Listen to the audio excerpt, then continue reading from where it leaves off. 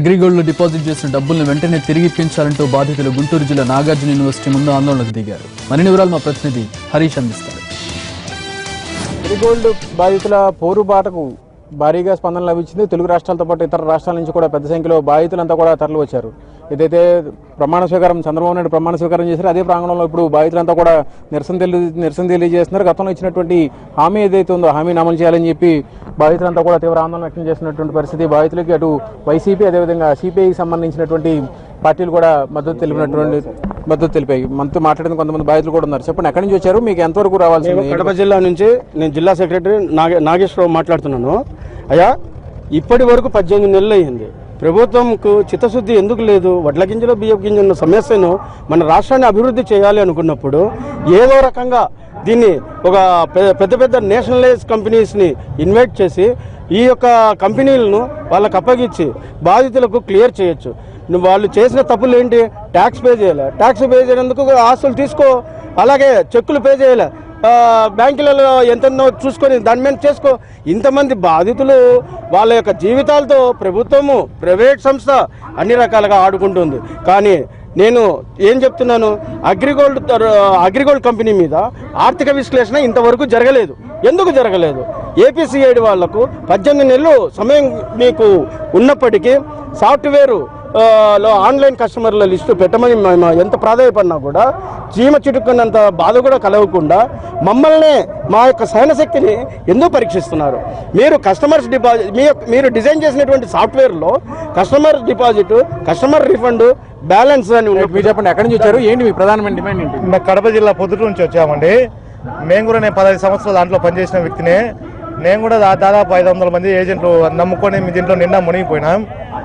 దయచేసి సీఎం గారికి చెప్పేది ఏంటంటే, సార్ ఇప్పుడైనా కళ్ళు తెరిచి ఇన్ని వేల మంది మీ రకరకాల ప్రాంతాల నుంచి వచ్చినాం, దయచేసి అర్థం చేసుకోండి. ఈ ఉధృతం కాకముందే, తీవ్రత కాకముందే మీరు కళ్ళు తెరిచి మా సమస్యను ఒక కొలికి తెచ్చేట్టుగా ప్రయత్నం చేయండి. మీరు చెప్పండి, ఎక్కడి నుంచి వచ్చారు, ఏంటి మీ డిమాండ్ ఏంటి? ఏం నుంచి వచ్చాను సార్. నేను బేల్దారి పని చేసుకుంటాను. నాకు మ్యారేజ్ అయింది, 3 ఆడపిల్లలు. నేను స్థలం తీసుకుందాం అని చెప్పి స్థలం కొనుక్కున్నాము. ఒంగోలు మా ఏజెంట్ మాటలేని డబ్బులు 1,20,000 కట్టాను. తక్కువ మిగతా డబ్బులు కట్టండి, మీకు రిజిస్ట్రేషన్ చేస్తామని చెప్పి లెటర్ పంపించారు. మిగతా డబ్బులు కూడా కట్టాను. నేను డబ్బులు కట్టి ఇప్పుడు సంవత్సరం 8 నెలలు అవుతుంది. నాకు ఇంతవరకు రిజిస్ట్రేషన్ చేయలేదు. డబ్బులు కూడా పూర్తి కట్టాను. అలాట్మెంట్ లెటర్ అని చెప్పి ఒక లెటర్ ఇచ్చారు సార్. హైదరాబాద్ 4-5 సార్లు వెళ్ళి వచ్చాను సార్. హెడ్ ఆఫీస్ కాడ సీతారాం సార్ని కలుతానికి. సీతారాం సార్ నాకు ఇంతవరకు అసలు ఎప్పుడు కలవలేదు సార్. డబ్బులు మడికి పూర్తి కట్టేసి నేను.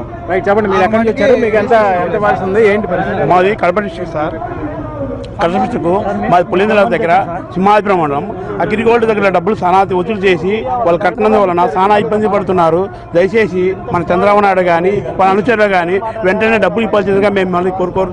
చెప్పండి, ఎంత రావాల్సి ఉంది? ఇప్పుడు మీరు ఏం డిమాండ్ చేస్తున్నారు ప్రభుత్వం? ఖమ్మం నుంచి వచ్చాను సార్. మా పేరు లక్ష్మారెడ్డి. అయితే ఖమ్మం నుంచి ఒక 600 కోట్లు రావాలి సార్. ఖమ్మంలో మా అండర్ నుంచి ఒక 3 కోట్ల రూపాయలు రావాలి సార్. ఇంతవరకు వాళ్ళు ఏమి స్పందించట్లేదు సార్. సీతారాం గారు అరెస్ట్ చేయాలి సార్. భానుజీరావుని, శ్రీనివాస్ గారిని, వీళ్ళని కూడా అరెస్ట్ చేసి లోపల పెట్టి త్వరగా సెటిల్ చేయాలి సార్. ఈ సిఐడి వాళ్ళు ఇప్పుడు తెలంగాణ కానీ ఆంధ్ర సిఐడి వాళ్ళు కానీ వాళ్ళకి తొత్తులుగా వ్యవహరిస్తున్నారండి. ఇవన్నీ తొందరగా సెటిల్ చేసి కొద్దిగా మాకు న్యాయం చేయాలని మేము కోరుతున్నాం. చెప్పండి. మాది మార్కాపురం సార్. నా కింద 6 ఏజెంట్ ఉన్నారు. మొత్తం దగ్గర 35 లక్షల రూపాయలకి క్యాష్ రావాలి సార్. మాకు మొత్తం వాయిదాలు కూడా అయిపోయినాయి. కోర్టు కూడా సబ్మిట్ చేసాము. దీనివల్ల ఏ రెస్పాన్సిబిలిటీ లేదు. కానీ మా బాధలు మాత్రం మాకు వినిపిస్తూనే ఉన్నాయి. కానీ ఏజెంట్లు చనిపోతున్నారు.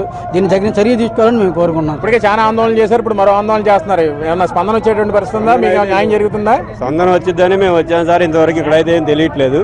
ఈ స్పందన తెలియపరిచి మాకు చేకూర్చాలని మేము కోరుకుంటున్నాం సార్. ఇది ఎంత తొందర చేస్తే మేము అంతమంది కస్టమర్లకు చాలా ఇబ్బందులు పడుతున్నారు సార్.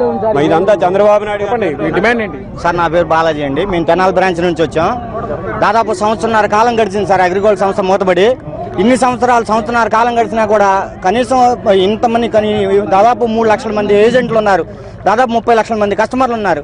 ఇన్ని కోట్ల రూపాయలు అన్ని ఫ్లాట్ల మీదని, వాటి మీదని, వీటి మీదని, ఐలాండ్ మీద ఇన్వెస్ట్ చేయించి మా చేత మమ్మల్ని ఎంతో మోసం చేసి ఇటు ఇంటి కుట్టికి బంతి కుట్టికి రెండుగిటికి చెడిపోయినట్టుగా అటు కస్టమర్కి మేము న్యాయం చేయలేకపోతున్నాం.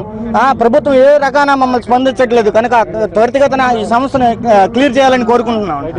పరిస్థితి ప్రభుత్వం కనుక వెంటనే జోక్యం చేసుకుంటే కనుక, ప్రభుత్వం చిత్తశుద్ధితో వ్యవహరిస్తే కనుక బాధితులందరికీ న్యాయం చేయడం సమస్య కాదు. ఆ అగ్రిగోల్డ్కి సంబంధించినటువంటి ఆస్తులు ఏవైతే ఉన్నాయో వాటిని పూర్తి స్థాయిలో విక్రయాలు చేయడంతో పాటుగా ప్రభుత్వానికి చెల్లించాల్సిన పన్ను చెల్లించడంతో పాటుగా బాధితులకి ఏదైతే చెల్లించాల్సినటువంటి సొమ్ము ఉందో అది కూడా చెల్లించేందుకు పూర్తి స్థాయిలో ఆస్కారం ఉంది. అయితే ప్రభుత్వం చిత్తశుద్ధితో వ్యవహరిస్తే తమ కష్టాలు గట్టెక్కుతాయని చెప్పి కూడా బాధితులంతా కూడా తీవ్ర ఆవేదన వ్యక్తం చేస్తున్నారు. కెమెరా పర్సన్ రాంబాబుతో హరీష్, ఎన్టీవీ, గుంటూరు జిల్లా.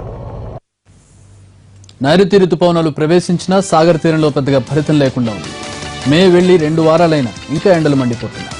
విశాఖలో భానుడు భగభగలు కొనసాగుతున్నాయి. దీంతో నగర ప్రజలు రోడ్ల మీదకు రావాలంటేనే భయపడుతున్నారు. విశాఖలో ఎండల తీవ్రతపై మరిన్ని వివరాలు మా ప్రతినిధి అశోక్ అందిస్తారు. మందగించడంతో ఇటు మొత్తం కోస్తాంధ్ర మొత్తం కూడా ఎండలు మండిపోతున్నాయి. దాదాపుగా ఎండాకాలంలో ఎంతైతే ఉష్ణోగ్రతలు ఉంటాయో అంతే నమోదవుతున్న పరిస్థితుంది. మనం ఇప్పుడు జూను 15వ తారీఖు వచ్చినప్పటికీ కూడా ఎండలు తీవ్ర స్థాయిలో ఉన్నాయి. దానికి తోడు విపరీతమైన ఉక్కపోత కూడా ఉంది. అయితే మనం ప్రస్తుతం విశాఖలో ఉన్న చలివేంద్రం దగ్గర ఉన్నాం. ఇక్కడ కొంతమంది పెద్దవాళ్ళు ఉన్నారు, వారిని అడిగి తీసుకున్నాం. సరే, అసలు చెప్పండి, ఇప్పుడు ఇంతటి ఎండలు ఎప్పుడైనా చూసారా? అసలు ఈసారి పరిస్థితి ఎలా ఉంది? ప్రతి సంవత్సరం కూడా ఈసారి ఎండలు చాలా ఉధృతంగా ఉన్నాయండి. చాలా విపరీతమైన ఎండలు ఉన్నాయి, అందులో సందేహం ఏమీ లేదు. సరే, అంటే ఇప్పుడు చూడండి, మీరు ఇక్కడే పుట్టి పెరుగుంటారు. ఇంతటి ఎండలు అంటే జూన్ 2వ వారం వచ్చినప్పటికీ కూడా ఇంత తీవ్ర స్థాయిలో ఎండ ఉష్ణోగ్రతలు అసలు ఎప్పుడైనా చూసారా మీరు? లేదు, ఈసారికి మాత్రం ఎండలు చాలా విపరీతంగా ఉన్నాయి. ఈవెన్ జూన్ వచ్చినప్పటికీ కొంచెం చల్లారుతుంది అనుకున్నాం, చల్లారలేదు. మాన్సూన్ కూడా వేగం వస్తుంది అన్నారు, కానీ ఈసారి ఎందుకో మళ్ళీ అది పోస్ట్ పోన్ చేసినట్టుంది. కాబట్టి ఎండలు మాత్రం చాలా ఉధృతంగానే ఉన్నాయి. అయితే ఈ ఋతుపవనాలు మందగించడంతో పాటు ప్రధానంగా ఎండలు కూడా చాలా తీవ్రంగా మండిపోతున్న పరిస్థితి. అంటే మే నెలలో అయిపోతాయి, అంటే జూను మొదటి వారం నుంచి వర్షాలు పడతాయి అనుకున్నప్పుడు కూడా అలాంటి పరిస్థితి లేదండి. అయితే ఇక్కడ మరికొంతమంది ఉన్నారు, వారిని అడిగి తీసుకున్నాం. అంటే ఎండలు పక్కన భయంకరంగా ఉన్నాయి, ఇళ్లలో కూడా ఎలాంటి పరిస్థితి, అసలు ఉండగలిగిన పరిస్థితి అంటారా? సరే అండి, ఇళ్లలో కూడా ఉండలేకపోతున్నాం, అంత ఎండలు ఎక్కువగా ఉన్నాయి. మేము ప్రతి ఏడాది చేసేటప్పుడు జూన్ 1, 1, 2 తారీఖుల వరకే చేసేవాళ్ళమే, తర్వాత వర్షాలు వచ్చేసేవి. కానీ ఈసారి 15వ తారీఖు వచ్చినా వేసవకాలం మే 5 నెలలు ఎలాగైతే మేము వర్షాలు లేకుండా ఎండలు ఉండేవో ఇప్పుడు కూడా అదే విధంగా ఉన్నాయి. ఎండలు వెళ్ళిపోయిన తర్వాత ఒక 2 రోజులు వానలు పడ్డాయి, అన్ని సంతోషిస్తున్న ప్రజలకు ఇప్పుడు మరీ ఈ ప్రస్తుతం ఇప్పుడు ఋతుపవనాలు కూడా మందగించడంతో పాటు ఎండలు మండిపోతున్నాయి. అయితే దీంతో నగరవాసులందరూ కూడా తీవ్ర ఇబ్బందులు పరుస్తున్న పరిస్థితి ఇక్కడ కనబడుతుందని చెప్పుకోవచ్చు. అయితే ఋతుపవనాలు తొందరగా వచ్చి వర్షాలు పడాలని వీళ్ళందరూ కోరుకుంటున్న పరిస్థితి అయితే ఉంది. మొత్తానికి సహజంగా మే నెలలో ఎలాగైతే ఉష్ణోగ్రతలు నమోదవుతాయో అంతకంటే తీవ్ర స్థాయిలో దాదాపుగా 40 డిగ్రీల పైబడి ఉష్ణోగ్రతలు నమోదవడం, అలాగే దానికి తోడు ఈ విపరీతమైన ఎండ వేడిమి అలాగే ఉక్కపోత కూడా ఉండడంతో నగర ప్రజలందరూ కూడా తీవ్ర ఇబ్బందులు పడుతున్న పరిస్థితి. చాలా వరకు కూడా తప్పనిసరి పరిస్థితుల్లో రోడ్ల మీదకి వస్తున్నప్పటికీ కూడా చలివేంద్రాలను ఆశ్రయిస్తున్నారు. ఓవైపు స్వచ్ఛంద సంస్థలు మొత్తం కూడా ఈ ప్రజల కోసం ఇలాంటి చలివేంద్రాలు కూడా ఏర్పాటు చేస్తున్న పరిస్థితి ఉంది. ఏదైనప్పటికీ కూడా జూన్ 2వ వారం వచ్చినప్పటికీ కూడా ఎండలు మండిపోవడంతో నగరవాసులు తీవ్ర ఇబ్బందులకు గురవుతున్న పరిస్థితి ఇక్కడ కనబడుతుందని చెప్పుకోవచ్చు. ఇది ఇక్కడ ఉన్న తాజా పరిస్థితి. కెమెరా పర్సన్ దుర్గాప్రసాద్తో అశోక్, ఎన్టీవీ, విశాఖపట్నం. ఆనం రామనారాయణ రెడ్డి మాట్లాడుతున్నారు. ఎన్టీఆర్ ట్రస్ట్ భవన్ నుంచి లైవ్ చూద్దాం. అని ఎవరు చెప్పారో అని అడుగుతున్నా. ఈ రాష్ట్ర ప్రజలకు ఏది మేలు చేయాలో అది చేయడానికి ప్రభుత్వ పరంగా ప్రభుత్వంలోని వ్యవస్థలు పనిచేస్తే తప్ప మీ కనుసన్నల్లో ప్రభుత్వ వ్యవస్థలు పనిచేయవు. ఇవాళ ముద్రగడ పద్మనాభం గారి ఆలోచనతో తెలుగుదేశం పార్టీ ఇచ్చినటువంటి ఎన్నికల మేనిఫెస్టోలో పెట్టినటువంటి మాటని ఇవాళ ప్రామాణికంగా చేసుకుని చంద్రబాబు నాయుడు గారు ముఖ్యమంత్రిగా తన కార్యక్రమాలు నిర్వహిస్తూ పోతుంటే, ఏ విధంగా దీన్ని నెరవేర్చాలని ప్రయత్నం చేస్తుంటే ఇవాళ పోలీసు వ్యవస్థను బెదిరిస్తావు, వైద్య వ్యవస్థను బెదిరిస్తావు, అలాగే ఇవాళ జిల్లా అడ్మినిస్ట్రేషన్ని బెదిరిస్తావు. వ్యవస్థలు నువ్వు ఇవాళ వ్యవస్థల్ని నిర్వీర్యం చేయాలని ప్రయత్నం చేస్తే, రాష్ట్ర ప్రభుత్వం నిర్వీర్యం అయిపోతే ఆ నింద నీకే వస్తుంది తప్ప మరొకటి కాదు. రాష్ట్ర ప్రభుత్వాల్లో ఉన్న వ్యవస్థలు నిర్వీర్యం కావడానికి లేదు. అనేక రాజకీయ పార్టీలు వస్తాయి ఈ దేశంలో, రాష్ట్రంలో, కానీ పరిపాలనలో ఉన్నటువంటి వ్యవస్థల వల్ల రాష్ట్ర ప్రజానీకానికి మేలు జరగాలి, అభివృద్ధి జరగాలి, సంక్షేమం అనుకోరాలి. ఇవాళ విడిపోయినటువంటి ఆంధ్రప్రదేశ్ని అభివృద్ధి చేసే దిశలో రాష్ట్ర ప్రభుత్వ యంత్రాంగం అంతా ఇవాళ కదలి విజయవాడకి వెళుతూ ఉన్న సందర్భంలో వాళ్ళకి ఏం అవసరాలు ఉన్నాయని ఒక్క మాట అయినా నిన్న మీ సమావేశంలో ప్రస్తావన చేశారా? ఆ ఉద్యోగ కుటుంబాల గురించి నువ్వేమైనా మాట్లాడావా? ప్రభుత్వ వ్యవస్థల గురించి ఆలోచన చేశావా? కొత్త రాష్ట్రాల్లో రాజధాని గురించి ఆలోచన చేశావా? ఇవేది నీకు పట్టవు. కేవలం వ్యవస్థలు నిర్వీర్యం చేసి వాళ్ళని కార్యక్రమాలను చేయలేకుండా అడ్డుపడి అందులో వచ్చిన ఆనందాన్ని, ఒక వికృతమైనటువంటి ఆనందాన్ని, ఒక ద్వేషపూరితమైనటువంటి స్వభావంతో నువ్వు నీ సమావేశాలను కొనసాగించావు. కానీ అది రాజకీయ పార్టీ సమావేశంగా లేదు. కాబట్టి నీ సమావేశం ఫలితం రాష్ట్ర ప్రజలకి ఏ 1% కూడా లేదు. నీవు నీ ఆలోచన విధానం తిరిగి మళ్ళీ ఒకసారి 2 ఏళ్ల తర్వాత, 24 ఏళ్ల పూర్తయిన తర్వాత ప్రజలు మళ్ళీ తిరిగి నీ వికృతమైన రూపాన్ని చూశారు. మళ్ళీ 36 ఏళ్ల కార్యక్రమం కోసం ఎదురు చూస్తున్నారు. బడిత పూజ తప్పదు నీకు 5 సంవత్సరాల తర్వాత అని చెప్పి ఈ సందర్భంగా మనం చేస్తున్నాం. Thank you.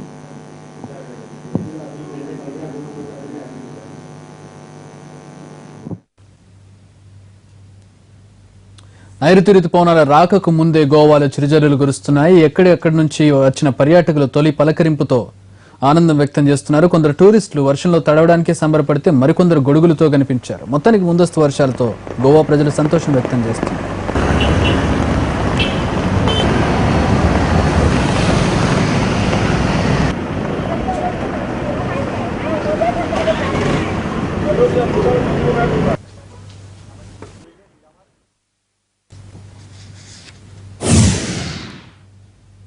జమ్మూ కాశ్మీర్లో తీవ్రవాదులు తెగబడ్డారు. కుప్వారా ప్రాంతంలోని మాషుల్ సెక్టర్లో భద్రతా దళాలపై కాల్పులు జరిపారు. ఈ ఘటనలో జవాన్ చనిపోయాడు. మరో 4 జవాన్లకు గాయాలయ్యాయి. వెంటనే అప్రమత్తమైన భద్రతా బలగాలు ఎదురు కాల్పులు జరపడంతో టెర్రరిస్ట్ హతమయ్యారు. మిలిటెంట్ల కోసం సైన్యం కూంబింగ్ జరుపుతోంది. గల్లీ గల్లీ జల్లెడ పడుతోంది.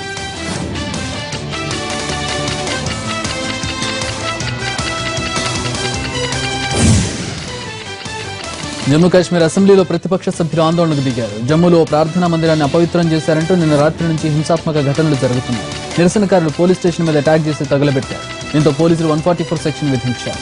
ప్రభుత్వం మొబైల్ ఇంటర్నెట్ సేవలను నిలిపివేసింది. ఈ ఘటన కారకులైన వారిని శిక్షించాలంటూ అసెంబ్లీలో ప్రతిపక్ష సభ్యులు డిమాండ్ చేశారు. తమ సీట్లలో నిలబడి నినాదాలు చేశారు.